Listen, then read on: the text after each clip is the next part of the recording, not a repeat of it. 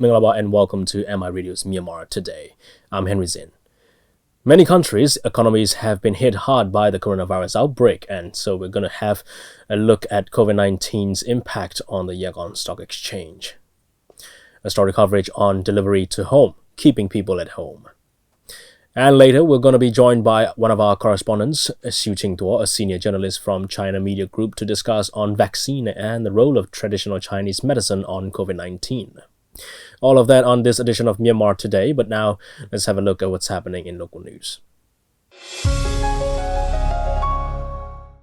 State Councillor Aung San Suu Kyi, who's also the chairperson of the National Level Central Committee on Prevention, Control and Treatment of Coronavirus Disease, held video conference discussions with health workers and local authorities in Bago region on their measures against the pandemic.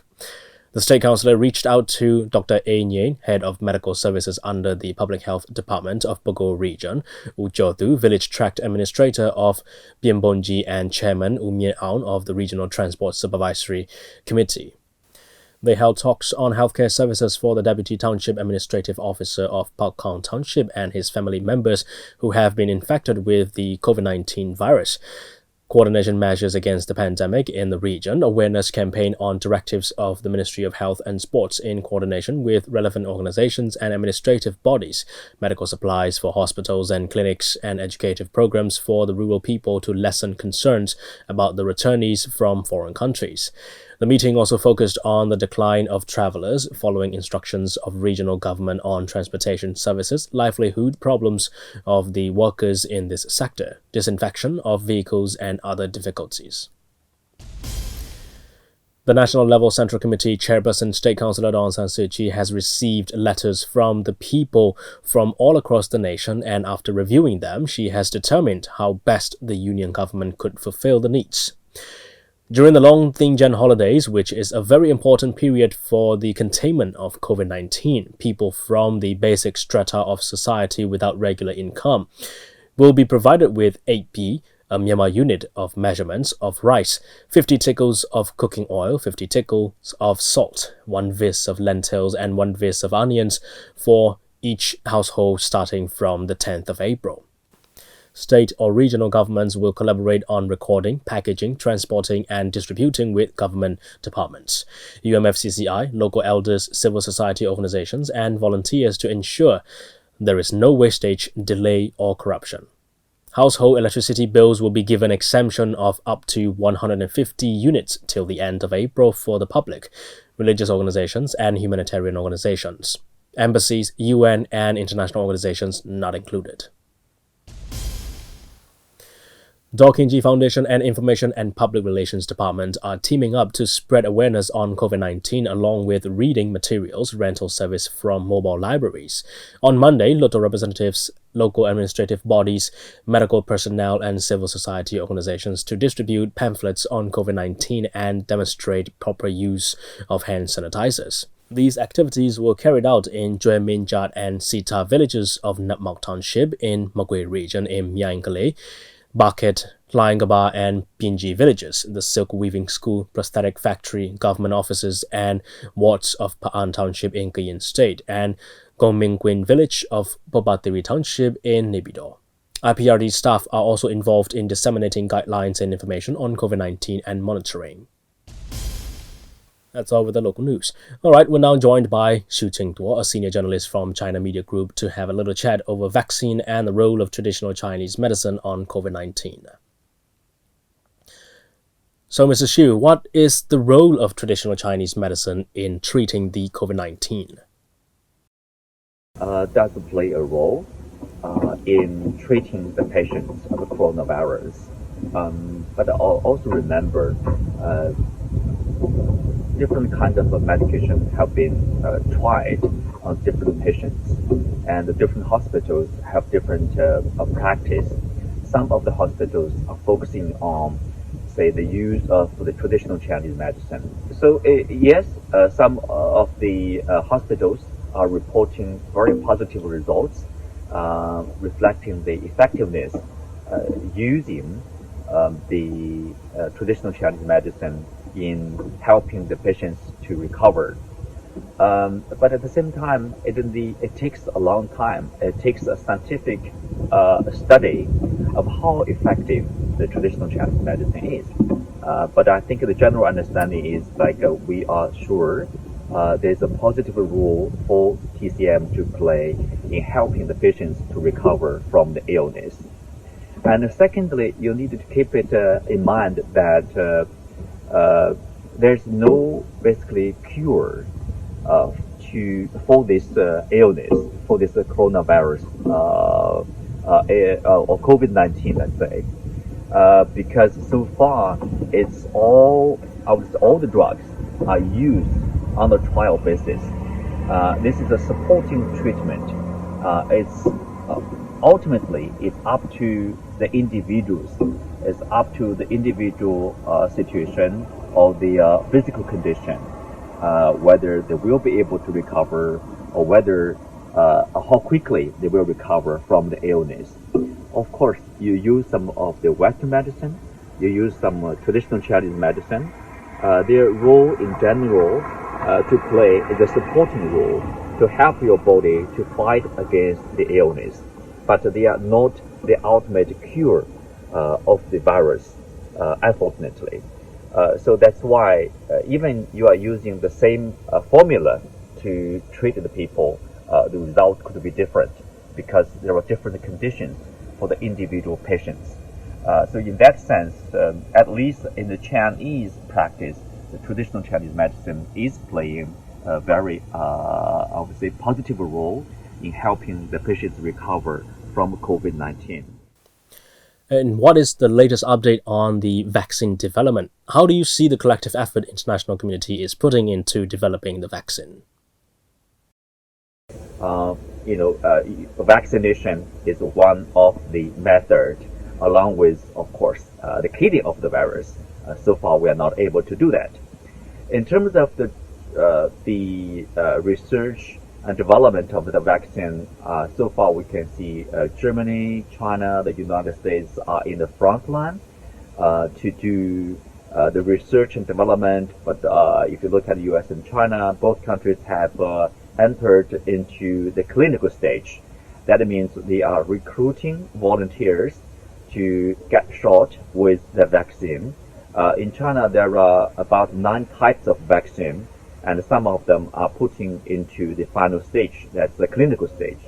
But this stage is also very long. Usually it takes 12 months or 18 months. So that's a year's time and a year and a half time. You need a lot of volunteers. You need a different trial to see how effective it is. At the same time, very importantly, you want to avoid any side effects. In particular, some of the effects could be fatal to the volunteers or to the people. Before that, it's impossible for any government to, let's say, to have people vaccinated with a larger population because there's too much risk. So it's a science work. It needs to take its time. It needs to take its course of 12 months at least. And then we can draw a conclusion whether this type of vaccine works and whether and also what kind of side effects it will have, whether those side effects are acceptable, I would say, not with a long side effects or long term damage to human body. If that's the case, and then we can say it's mature and the vaccine is ready to be used on human body. All right, thank you so much for your time, Mr. Xu. We'll carry on with the next report. With the circumstances of financial markets remain turbulent, economic activities become a massive slowdown due to COVID-19 issues all over the world. It is not a surprise anymore on why it might impact on the stock markets of the Yangon Stock Exchange with the flow of the outbreak as well. But before the panic of selling the stocks on your hand, Wu got great news on how he thinks the situation might turn around really quickly to be better. Let's find out more about that. Besides the borrowing capacity provided to an individual or firm by the banking system in the form of credit or loan, a stock exchange provides companies with the facility to raise capital for expansion through selling shares to the investing public. With those important multiple roles to play in an economic sector, stock exchange is one of the most vital property. With that said, Wu, Senior Executive Manager of Yangon Stock Exchange, will tell us more about the summary of stocks exchange during the 2019 fiscal year. In the calendar year 2019, the total of 5 listed companies traded for 350,000 of shares, and 21.554 billion jets worth of trades were reached. For now, we are still maintaining the standard of about 100 million jets worth of trades per day, but now the impact of the COVID-19 is growing, and the overall stock market from international countries are also declining. That's why we can't guarantee that it won't decline here as well. Thus, we will prepare ourselves for the ongoing situation when the time comes, hoping for the best. While financial markets remain turbulent, economic activities become a massive slowdown due to the COVID-19 issues all over the world. It is not a surprise anymore why it impacts on the stock markets with the flow of the outbreak as well. We will hear out more about how the impact is having on the YSX for now and the tips that he wants to give regarding it.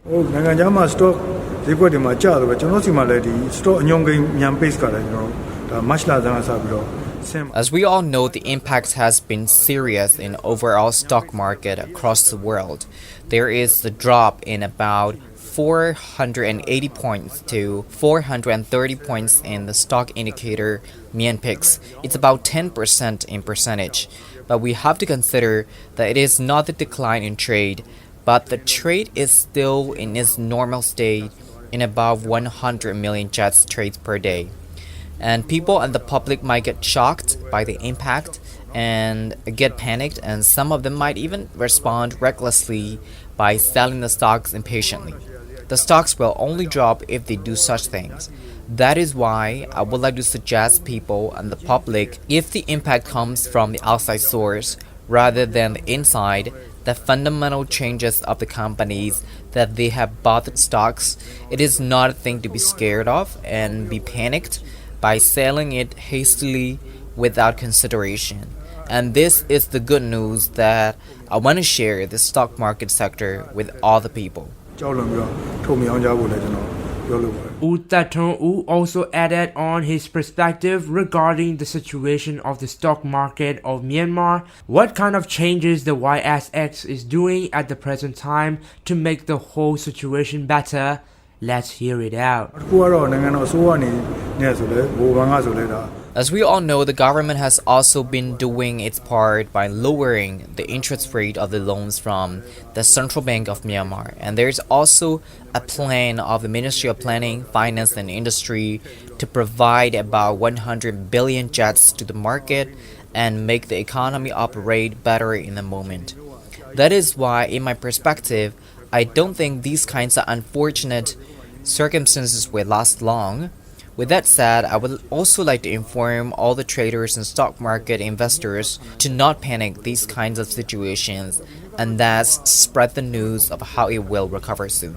There will be more listed companies soon, and with the trading frequency increasing to 7 times the trade per day, moreover with the permission of foreigner participations in the stock exchange trades, I'm really hoping that the situation will only get better as the time goes on for 2020, but with the unpredictable unfortunate cases like COVID-19 impact, overall, we can't really guarantee anything and be optimistic.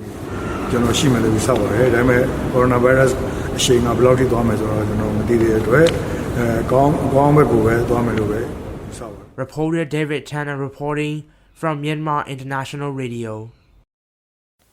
That's a report on COVID-19's impact on the Yangon Stock Exchange. All right, let's have a look at the currency rates now from Myanmar's central bank and the stock exchange. $1 is at 1,421 jets. 1 Chinese renminbi is at 200 kyats. 1 euro is at 1,534 kyats. 1 pound sterling is at 1,749 kyats. 1 Singapore dollar is at 991 kyats. 1 Malaysian ringgit is at 325 kyats. 1 Thai baht is at 43 kyats, and the Indian rupee is at 18 kyats. Gold is trading at $1,658.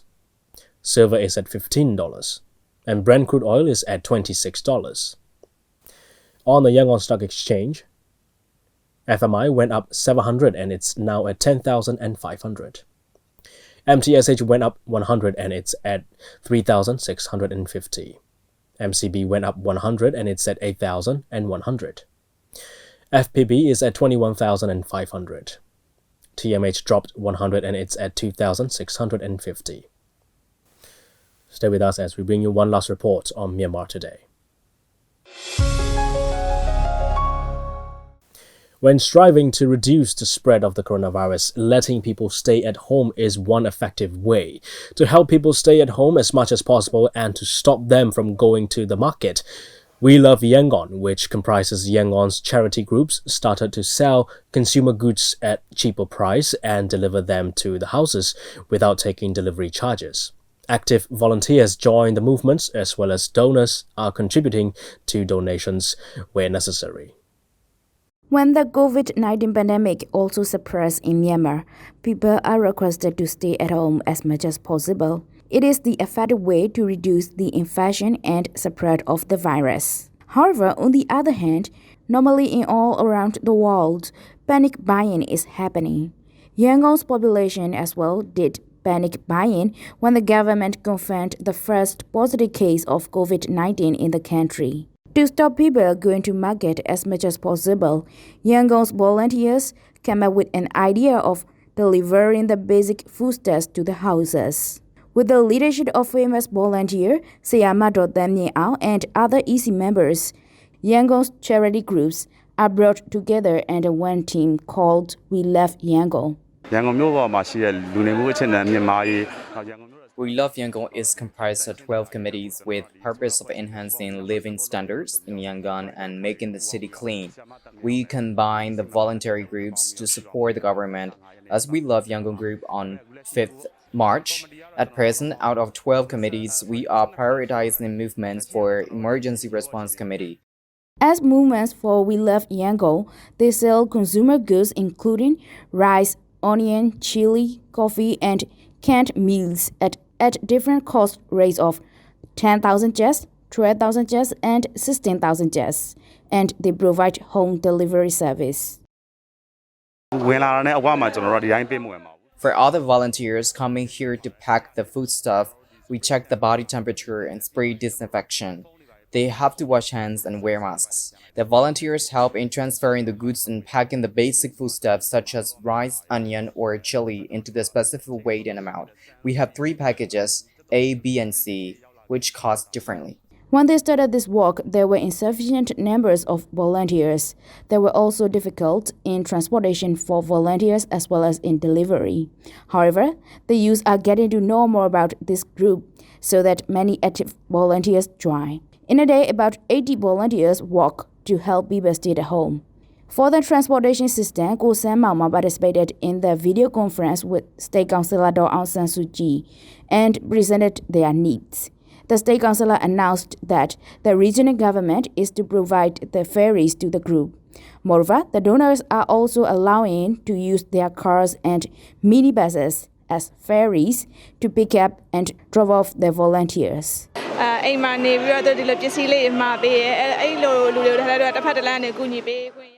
This is great for me to help people who stay at home. Although we are going outside and helping others, we protect ourselves not to cause any trouble for people around us. I protect myself by doing necessary protective methods and want to advise people to stay at home. You can have more family time. In addition, you should be prepared for anything to protect your mental healthiness when you stay at home for long. We cannot say how long the pandemic is going on. After this pandemic, you will have to struggle for your life again. So stay at home and be prepared for that too. We Love Yangon also receive donations and support the people in need. I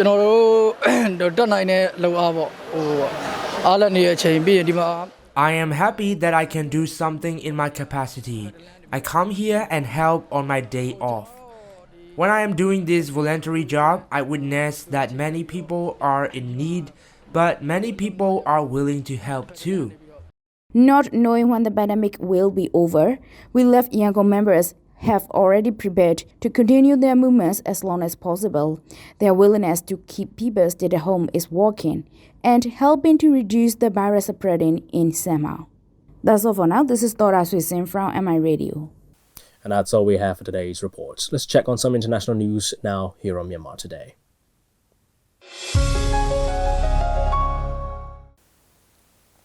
Is 5G spreading the virus? The 5G conspiracy theory that emerged from the UK has been called the worst kind of fake news. In fact, high-tech like 5G, drones, and robots are offering great help in containing COVID-19. This video will take you through how different countries are harnessing the power of technology in the battle against, perhaps, the worst epidemic in our lifetime.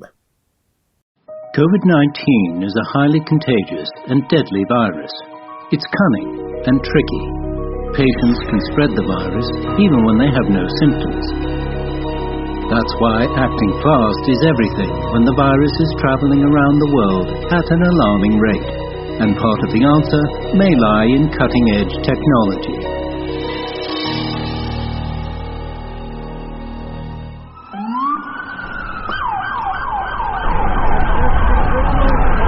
It's no secret that hospitals face the same problem in every country, the conflict between an influx of patients and limited capacity.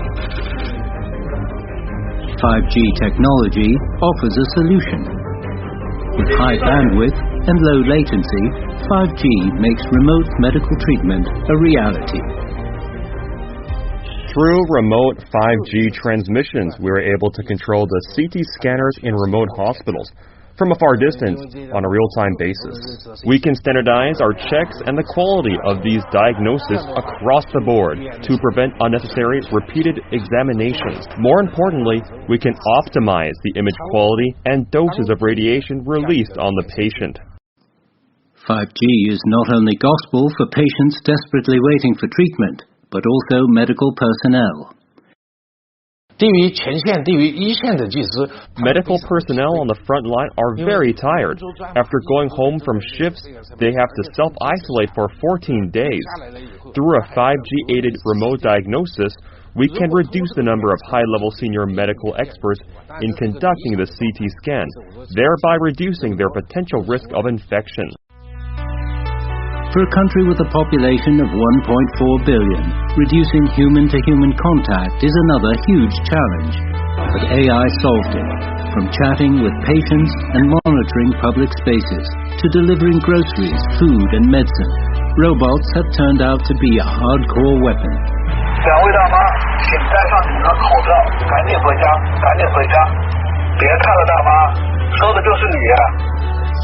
AI-driven systems are also able to identify high body temperatures from a stream of moving people. This can help significantly reduce the infection risk in public places. 有了这个体温检测系统以后，我们不用对旅客进行近距离的接触了，对我们自身也是一种保护。 Cities in China are also employing big data analysis platforms to trace suspected COVID-19 cases. Shanghai has developed a data platform that combines information from police, health agencies and other governmental departments to track the personnel flow in the city. Hangzhou is using a personal QR health code to help contain the virus. One can apply for a pass online by filling in some necessary personal information like ID, contact history with infected people and health conditions. The system will evaluate the information and give a green, yellow or red pass to the applicant. I think these new technologies will give us more weapons or opportunities to fight the coronavirus and protect people. Robots do not carry the diseases, and robots can be easily disinfected. They can, face as the first front line with all the unknown patients. Cutting-edge technology is vital in China's antivirus fight, and if there's one silver lining from the outbreak, it's that the application of new technology is driving new innovations. Outside China, other countries are taking similar approaches to battle against the virus. British authorities are working with mobile network O2 to analyze smartphone location data. The US government is talking to tech companies like Facebook and Google about removing misinformation. This may go so far as to track whether people are keeping at safe distances from one another. Other countries hit hard by COVID-19 are also exploring tech use in the antivirus fight. In South Korea, a self-quarantine safety protection tracking app was created to monitor the government-mandated quarantine. It is said that if a person steps out of the quarantine zone, the app will send alerts to the individual and an officer on duty. The Israeli Health Ministry is able to send out tailored text alerts to citizens about whether they've been in proximity to an infected person. But there's a catch. The development of AI is powered by the collection of massive amounts of data. The dark side is the potential danger of violations to privacy and misuse of data. This widespread use of surveillance technologies may also encourage the use of the same technologies, the surveillance techniques, even after the outbreak, for purposes may not be really justifiable.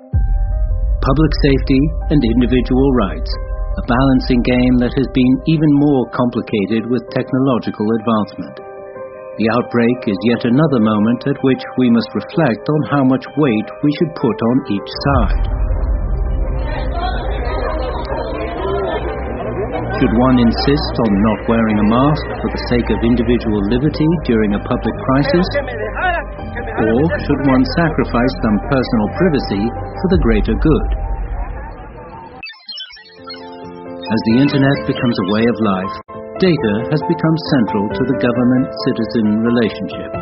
These questions will be raised repeatedly in the future. Our answers now might just determine how efficiently we can handle the next public health crisis and even shape the future human-technology relationship. British Prime Minister Boris Johnson was moved to the intensive care unit of a London hospital after his coronavirus symptoms worsened Monday, just a day after he was admitted for what was said to be routine tests. Johnson was admitted to St. Thomas Hospital late Sunday, 10 days after he was diagnosed with COVID-19. Downing Street said Johnson was conscious and does not require ventilation at the moment, but was in the intensive care unit in case he needed it later. It said Johnson has asked Foreign Secretary Dominic Raab to deputise for him. Hours earlier, Johnson tweeted that he was in good spirits after spending a night in the hospital. Someone once wrote, "We live in a space between one breath and the next." For critical COVID-19 patients, that next breath may never come. For 1 month, CGTN filmed in the ICU wards of Wuhan Red Cross Hospital, one of the first batch of 7 hospitals in the city enlisted as COVID-19 treatment facilities. The fragility of human life is witnessed and recorded. You can watch the full video on CGTN.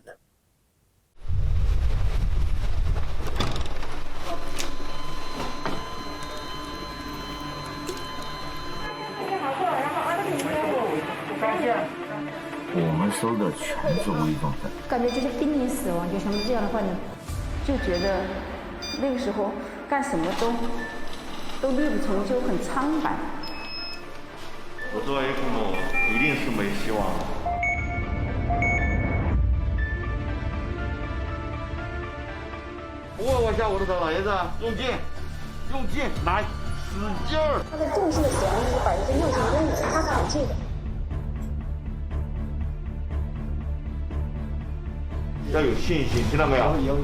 哪怕他只有0.01%的希望，我们觉得还是能够希望把它拿回来。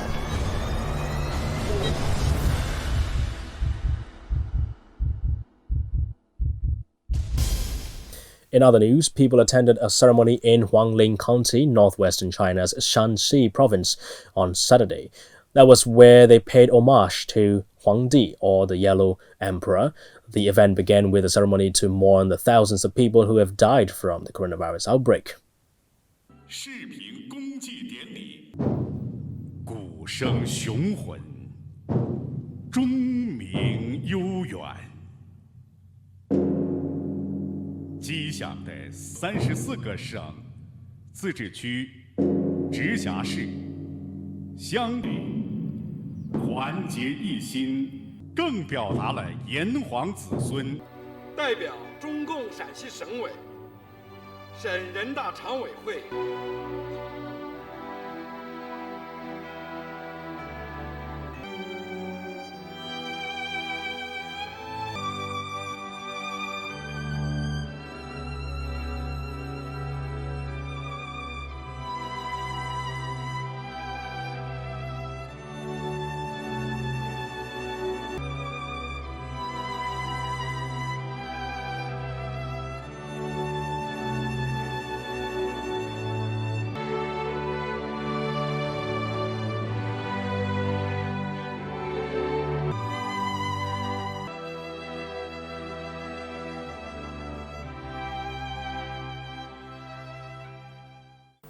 举国闻令而动，与病魔较量，清风埋忠骨，英雄恒在，气贯长虹。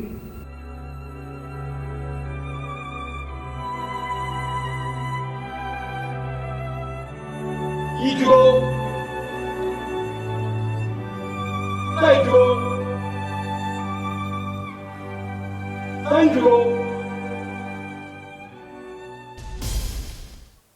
And that's all we have for today.